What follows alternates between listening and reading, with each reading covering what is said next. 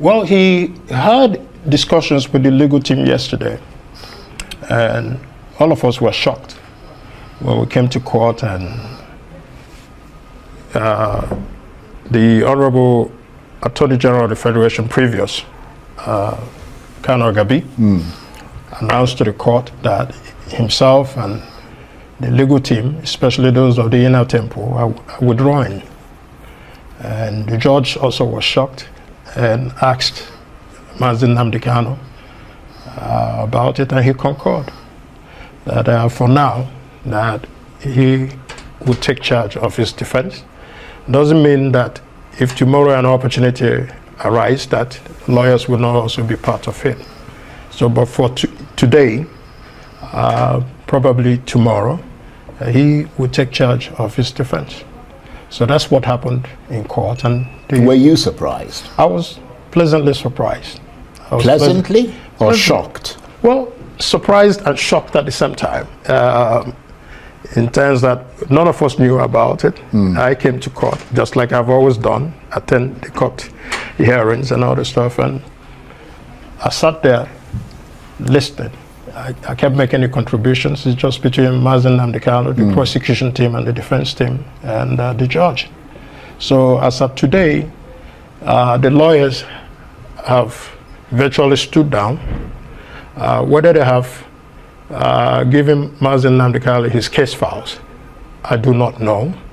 But when you go to section 36(6)(b) of the Constitution of the Federal Republic of Nigeria, which are actually a crucial provision towards fair hearing, specifically to persons who are charged with criminal or capital offenses, is the constitutional right of Mr. Kanu to decide to take over the defense of his own case. It is also his constitutional right that adequate time and facilities be provided for him to ensure that to ensure that he has adequate defense. Yeah, but I don't think the issue is whether or not I mean, I think everybody knows he's got constitutional that right, which is why the judge allowed it. But the question is, what's the thinking behind it? I mean, you know, things aren't going well when you fire the people who are supposed to protect and represent you in a trial, don't you? I mean, did it appear to you to be an act of sort of visceral rage, impulsive, chaotic purge that wasn't well thought out, or do you think he thought it out? If you look at the statements made by the learned Sheikh Agabi Kanu, he said after the meeting they had yesterday that the information was told them that they were going to be debriefed and that they respect the rights of Nnamdi Kanu. No, I understand that, but I'm so trying to, there was anything that get happened, to the backstory. No, that's what I'm saying. But if there was anything that happened, otherwise, at that meeting, I was not in that meeting. I only showed up. But I mean, you would have heard things. I mean, you talked to him. No, really. You normally, you guys normally closer. hug each other at the end of the trial. We sat at the end of the day. At the end of the day, we sat close. But did he whisper anything into No, your but at the end of the day, he was actually, he was actually led through the judge's chambers to be evacuated back from the Federal High Court to the detention center. So we didn't have enough time to discuss in court. To say, because he's often brought to court 10 minutes to 9, and the judge comes out exactly about 9 so there wasn't that much of a time beyond the camaraderie. I mean, we obviously saw the statement. I was actually hoping that we would hear that clip from the lawyers, because they made a public statement, which has been run on a rise several times today. But I mean, is there anything beyond that public statement that might have said perhaps in out of camera to you? No, nothing yet. I've yet to be informed otherwise. But I know that tomorrow he may be meeting with some of the current legal team that were debriefed.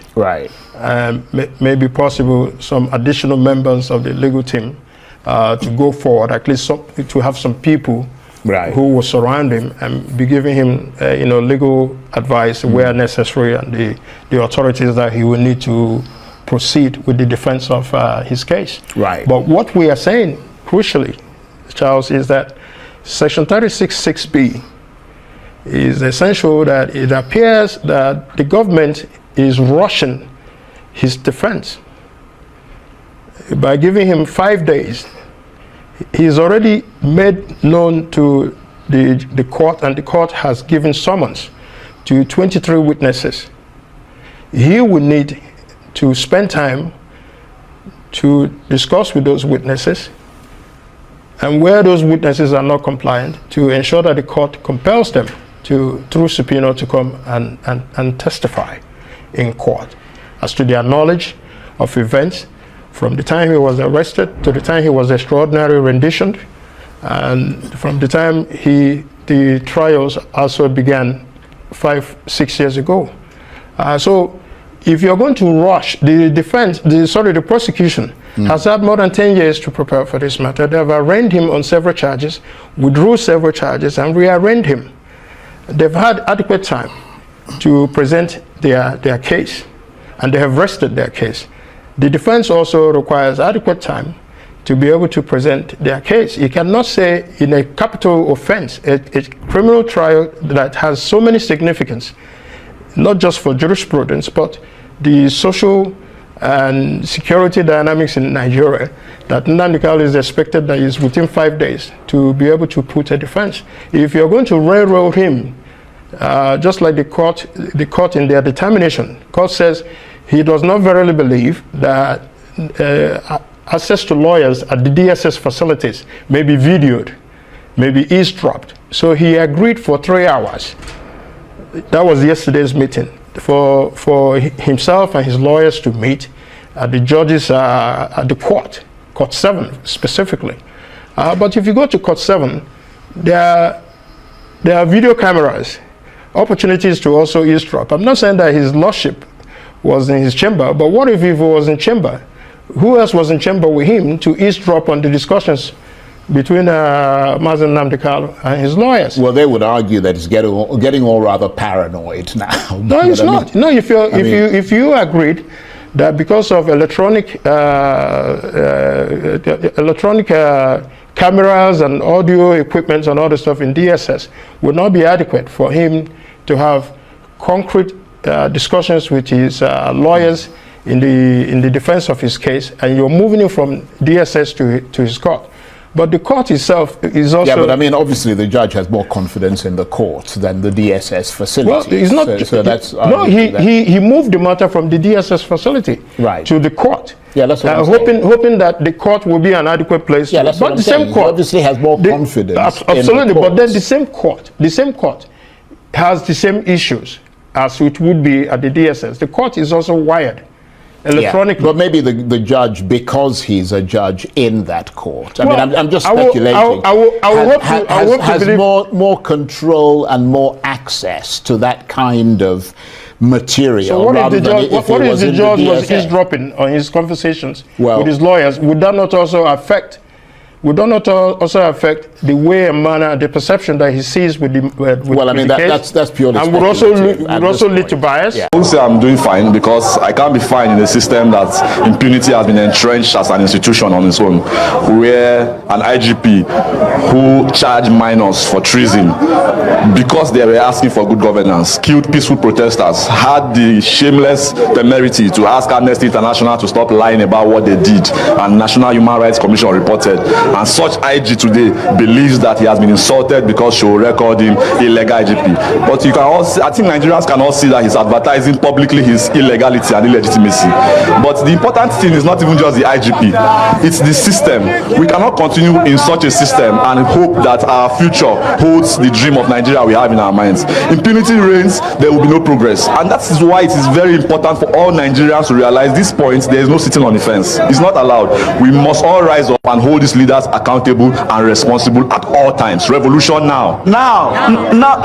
But Rex, some say the police have done the right thing by taking the case to court.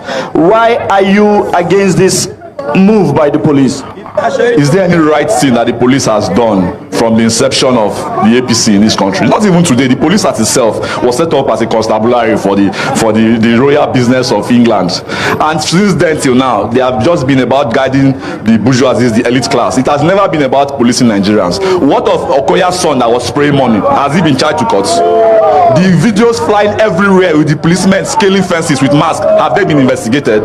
The ones that one lawyer was killed 2 years ago with her pregnancy of twins, what happened to the policeman? The one who raped a lady inside the police station, what happened to him? So let's stop deceiving ourselves by saying they have done the right thing. There's no right thing about injustice. What they are just doing is normal drama that we are used to. And if we keep deceiving ourselves and expect that these same people who are unrepentant will do the right thing, then we're not ready about our future. Look at Nigerians jackbarring every day. It's not because they don't love this country. They are losing faith, not even in the present, in the future. And some of them are ready to go and wash bomb for their children. So we cannot continue. I don't have anywhere to go to.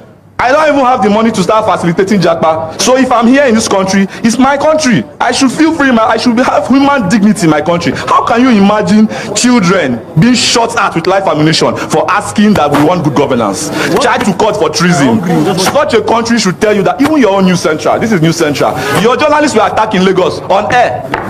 What did you do about it? What did the police do right about it? Did they charge those people to court? They are the ones who use the same hoodlums around us. So the only problem we've been having in this country since is one, ignorance, and two, fear. When people say they divide us religion, ethnicity, and that, if we are knowledgeable enough, religion and the rest will not be our problem, because in the Senate House, in the National Assembly, Christian, Muslim, Hausa, Igbo, Yoruba, they all dwell there. They share SUVs without any problem. When people increase their constituency allowance, they forgot their party lines. They were all singing on your mandate we shall stand. What about us? We, these oppressed people, when we decide that we too want to be united, already our sufferings are uniting us. Look at hunger, look at fuel, look at groundnut oil. So we must come to that point where we, you, the media, the security agencies, the civilians must realize that Nigeria's liberation has become a responsibility for us. Now let me just cut you short here. Yes.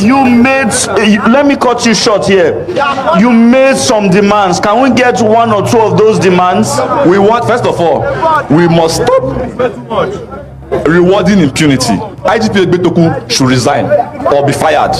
The other PPRO, who is very, very unprofessional, should Ademuyiwa something jobby, he should be Prince Moyewan on Twitter. He should resign or be fired from that position. He's bringing serious disrepute to the Nigerian states. Then Omoyele Sowore should be released unconditionally and immediately and be apologized to, very importantly. So we want to send a very clear message to the government that it's not just about Sowore. Nigerians are tired. There are just a lot of them who are so scared. They don't want to die. They don't want to. But already, if you look at people who have died from banditry, kidnapping, and terrorism, it's more in just the last 3 months. It's more than the people who have died from protesting since 1960. They